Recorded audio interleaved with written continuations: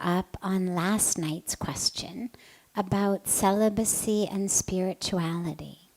So why do we even have bodies? So last night, without rehashing last night we had spoken about celibacy. The question had come up whether it was essential for spiritual awakening. And I had shared how the teaching and the path is really one focused on going beyond the body, transcending the calls of the body. So now we come to, well, why do we even have bodies? A couple of reasons. The first is that if we accept the basic premise, which is that we are soul, we are divine, we are part of that wholeness, that oneness, that fullness, that infinite nature. If we're part of that, our purpose in life is to return to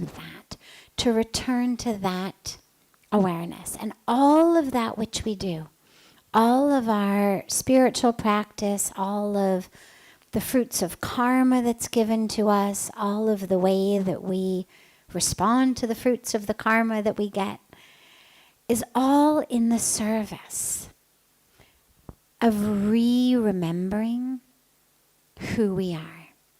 So that's the basic premise of the spiritual teaching. For that, as ironic as it seems, the body is actually necessary. And it's necessary because as I delve into a path of whether it's meditation, whether it's introspection, we spoke about this last night, whether it's self-study, whatever I'm doing on my path, I'm actually doing it with my body. It's only this physical brain/mind, I'm not going to distinguish between them here, that actually enables me to sit down and meditate. It's the physical brain/mind that chants my mantra. It's the physical brain/mind that is able to connect with my breath. When we speak about being aware, being mindful, witnessing, well, what part of us witnesses? Consciousness without a brain-mind can't witness. Consciousness without that physical aspect just is. It just is. It's not seeing anything, it's not noticing anything, it's not witnessing anything, it's not unfolding, it's not expanding, it just is. So consciousness exists without the body. Consciousness does not require my body. But if I'm going to use my consciousness to get closer to the truth of who I am, if I'm going to use my consciousness consciously to expand, whether we say enlightenment, whether we say spiritual awakening, whether we say moksha, whether we say nirvana, whatever term we use, I have to consciously use my consciousness. I have to consciously use my awareness. I have to consciously use my mindfulness. That entire interaction requires my brain. If I were brain dead, I couldn't do that.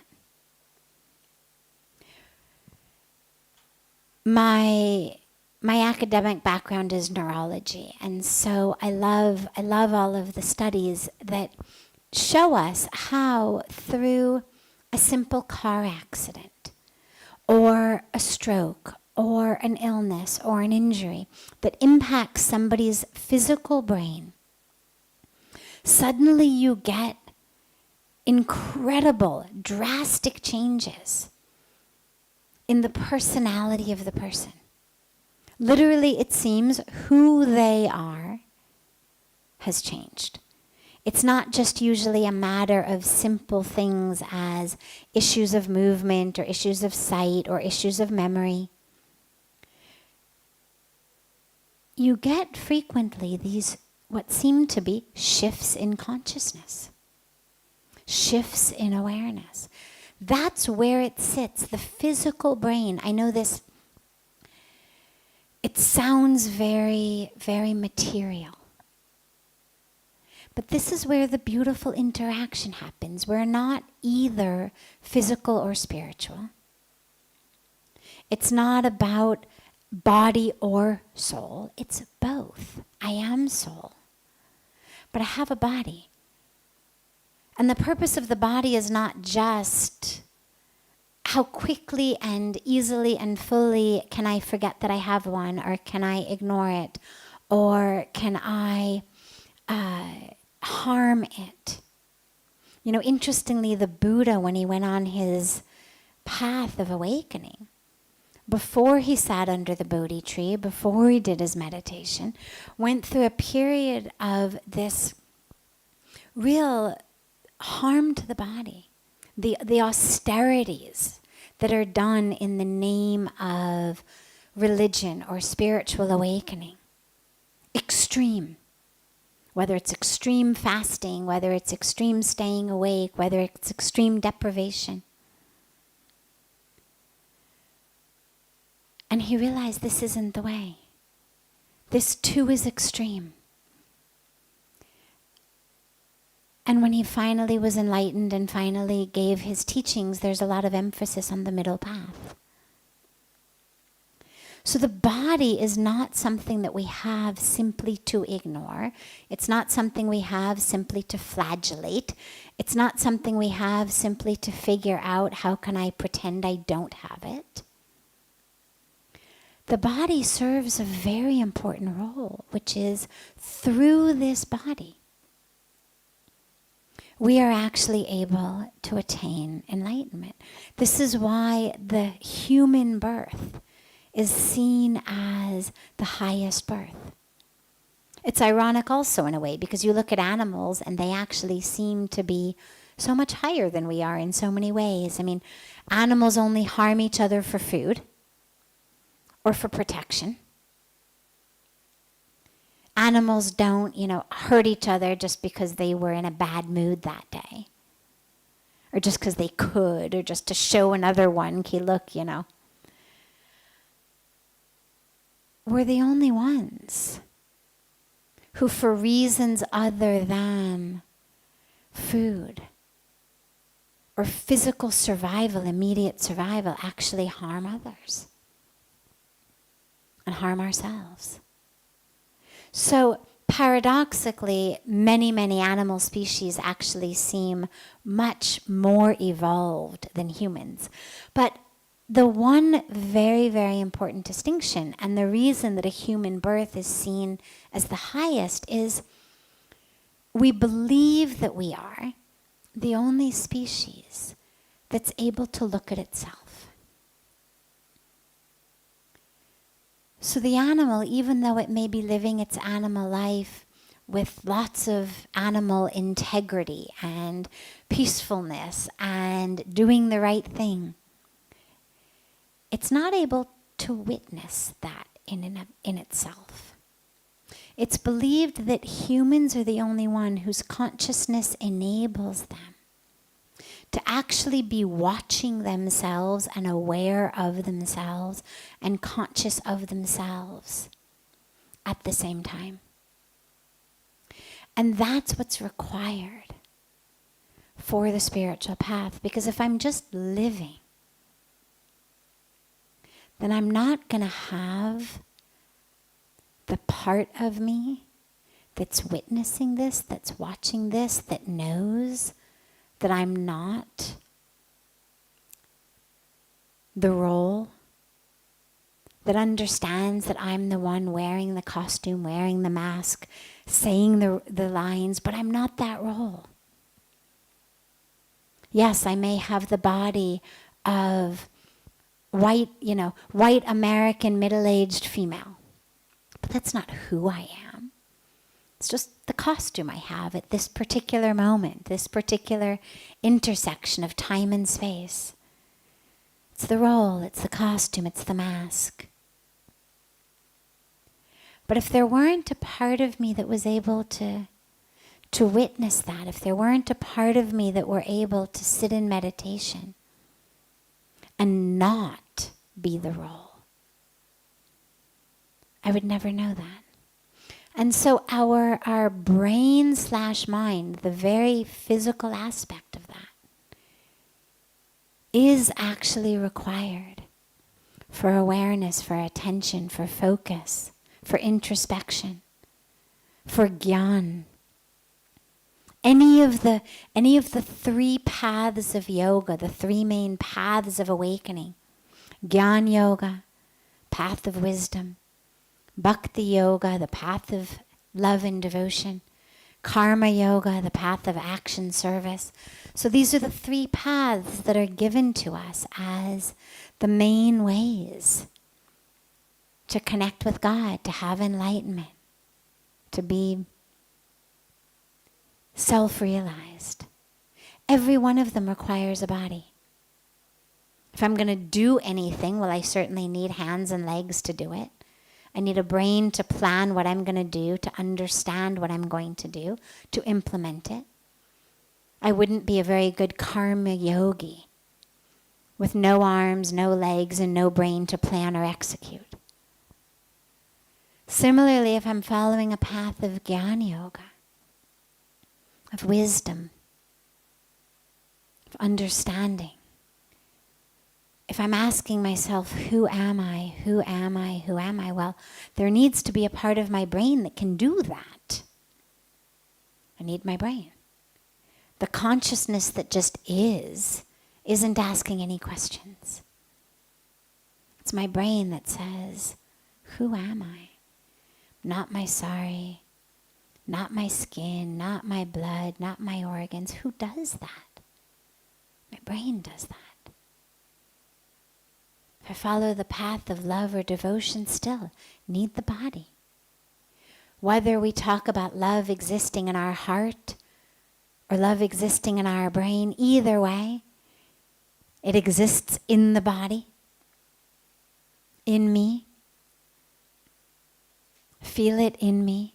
If I were brain dead, I would no longer be able to be on a path of devotion. So whatever path we're on, it requires the body. So that's why we have the body. We mistakenly think we have the body because first we think I am the body. So this just is me. I have it because it is me. We then start to move beyond that. We think, well, maybe I have a body because that's the point of life, right? Eat, drink, be merry, enjoy. I have a body so that I can enjoy the taste of pizza. I have a body so I can enjoy the taste of chocolate ice cream. I have a body so that I can enjoy. Well, on the one hand, actually, there's a part of that that's true. I have a deep, deep faith in the divine and there being a purpose of everything. And I believe that God has given us the ability to enjoy, not just so we can throw it away. I believe that God has made sunsets so beautiful and given us eyes with which we can see them and appreciate them because we're supposed to see them and appreciate them. I believe that she's made flowers smell so beautiful and given us noses that are able to smell the fragrance simply because we are supposed to smell the fragrance. So yes, on the one hand, that philosophy is right, that we have the ability to see, to smell, to taste, to touch, to hear. Because the world that has been created is extraordinary. We've got an entire scripture dedicated to the power of sound, the Samved. Well, clearly, we need to be able to hear for sound to impact us. For have no ears. For have no inner ear, outer ear. Doesn't matter how beautiful the music is. It's not going to impact me. So yes, on that one hand, I believe that the body has been given to us so that we can really absorb and enjoy and love and have gratitude for the incredibly beautiful creation. And that's not the end. Doesn't end there. We haven't been born simply to enjoy the taste of pizza, enjoy the sight of a sunset, enjoy the smell of a flower, enjoy the sound of Mozart. These are beautiful, beautiful things along the way. But that's not the highest purpose. The highest purpose is, of course, to use the faculties of the body-mind to realize that it's not you and to connect with what is you, which is soul. But even to have that experience of oneness, of connection, I need to be conscious of my consciousness. I need to be able to be aware. And so even to experience the melting and the merging, I still need the brain.